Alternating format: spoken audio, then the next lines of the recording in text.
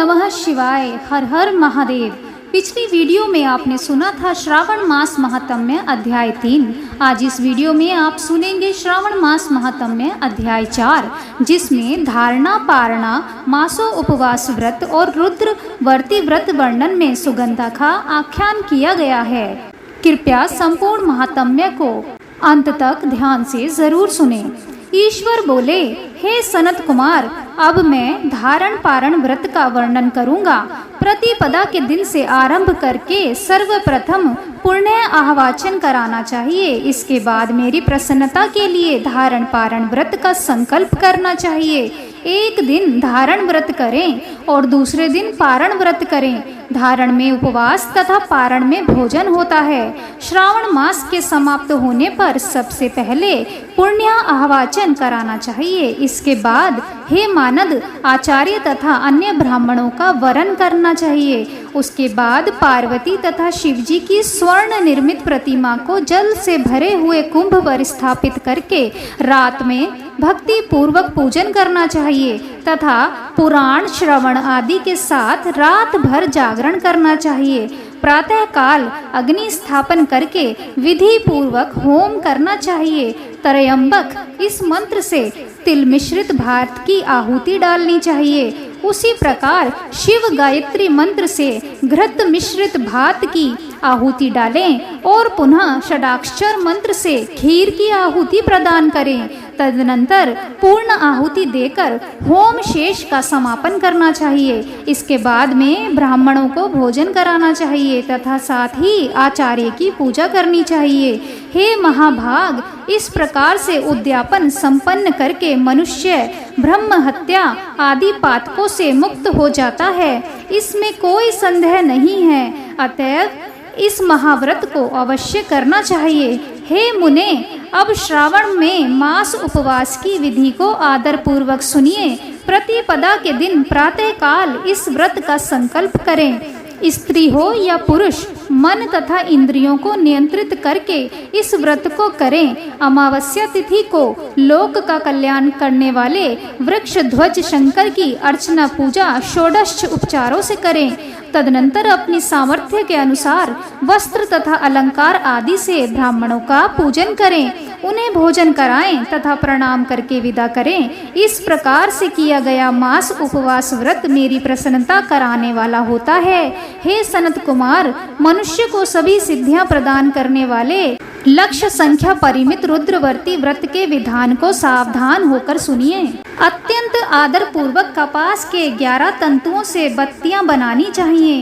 वे रुद्रवर्ती नाम वाली बत्तियां मुझे प्रसन्न करने वाली हैं। मैं श्रावण मास में भक्ति पूर्वक डिवान के देव गौरीपति महादेव का इन एक लक्ष्य संख्या वाली बत्तियों से निराजन करूंगा। इस प्रकार श्रावण मास के प्रथम दिन विधि पूर्वक संकल्प करके महीने भर प्रतिदिन शिवजी का पूजन करके 1000 बत्तियों से निराजन करें और अंतिम दिन 71,000 बत्तियों से निराजन करें, अथवा प्रतिदिन 3000 बत्तियां आदर पूर्वक अर्पण करें और अंतिम दिन 13,000 बत्तियां समर्पित करें, अथवा एक ही दिन सभी 1,00,000 बत्तियों को मेरे समक्ष जलाएं। प्रचुर मात्रा में घृत में भिगोई जो स्निग्ध बत्तियां होती हैं वे मुझे बहुत ही प्रिय हैं। उसके बाद मुझ विश्वेश्वर का पूजन करके कथा का श्रवण करें। सनत कुमार बोले, हे देवादिदेव, हे जगन्नाथ, हे जगदांधकारक, कृपा करके आप मुझे इस व्रत का प्रभाव बताएं।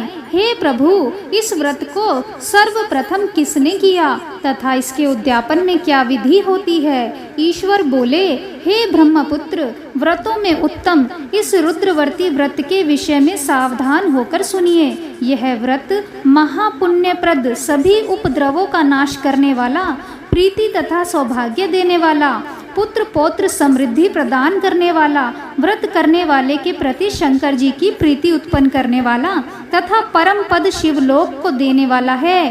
तीनों लोकों में इस रुद्रवर्ती के समान कोई उत्तम व्रत नहीं है।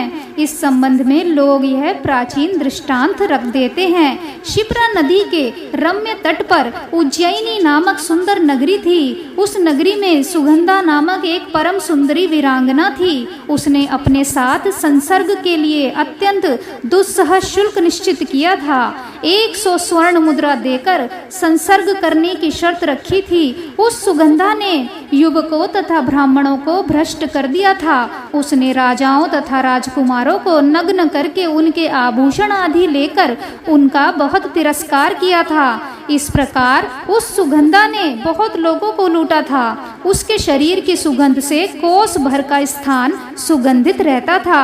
वह पृथ्वी तल पर रूप लावण्य और कांति की मानो निवास स्थली थी। वह 6 रागों और 36 रागिनियों के गायन में तथा उनके अन्य बहुत से भेदों की भी गान की क्रिया में अत्यंत कुशल थी। वह नृत्य में रंभा आदि देवांगनाओं को भी तिरस्कृत कर देती थी और अपने एक एक पग पर अपनी गति से हाथियों तथा हंसों का उपहास करती थी। किसी दिन वह सुगंधा कटाक्षों तथा बहु चालान के द्वारा काम बाणों को छोड़ती हुई क्रीड़ा करने के विचार से शिप्रा नदी के तट पर गई। उसने ऋषियों के द्वारा सेवित मनोरम नदी को देखा। वहाँ कई विप्र ध्यान में लगे हुए थे तथा कई जप में लीन थे, कई शिवार्चन में रत थे तथा कई विष्णु के पूजन में लीन थे।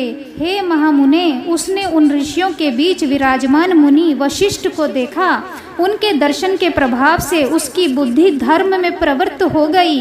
जीवन तथा विशेष रूप से विषयों से उसकी विरक्ति हो गई। वह अपना सिर झुकाकर बार बार मुनि को प्रणाम करके अपने पाँव की निवृत्ति के लिए मुनि श्रेष्ठ वशिष्ठ जी से कहने लगी। सुगंधा बोली, हे अनाथनाथ, हे विपेंद्र, हे सर्व विद्या विशारद, हे योगीश, मैंने बहुत से पाप किए हैं। इसलिए हे प्रभु, उन समस्त पापों के नाश के लिए मुझे उपाय बताइए। ईश्वर बोले, हे सनत कुमार, उस सुगंधा के इस प्रकार कहने पर वह दीन वत्सल मुनि वशिष्ठ अपनी ज्ञान दृष्टि से उसके कर्मों को जानकर आदर पूर्वक कहने लगे।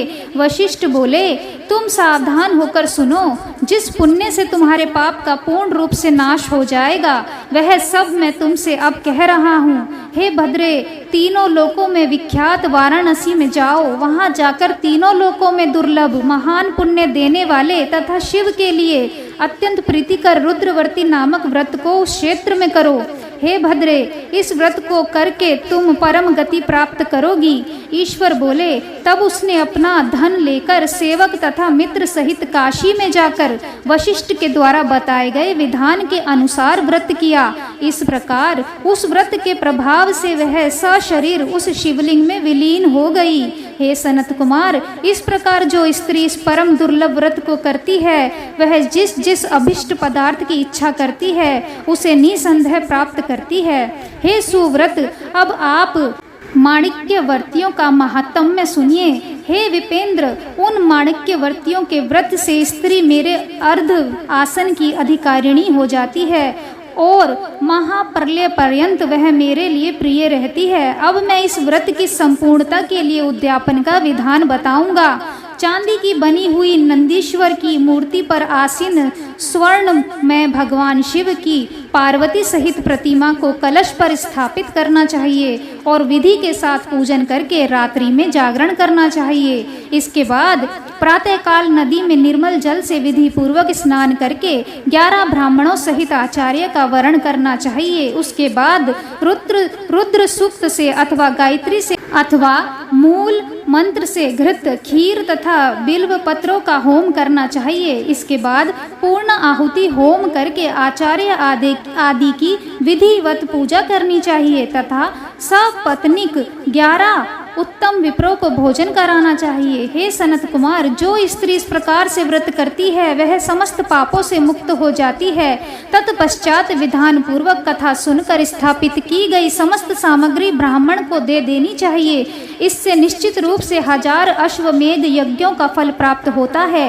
इस प्रकार श्री स्कंद पुराण के अंतर्गत ईश्वर सनत कुमार संवाद में श्रावण मास महात्म्य में धारणा, पारणा, मासो उपवास, रुद्रवर्ती कथन नामक चौथा अध्याय पूर्ण हुआ।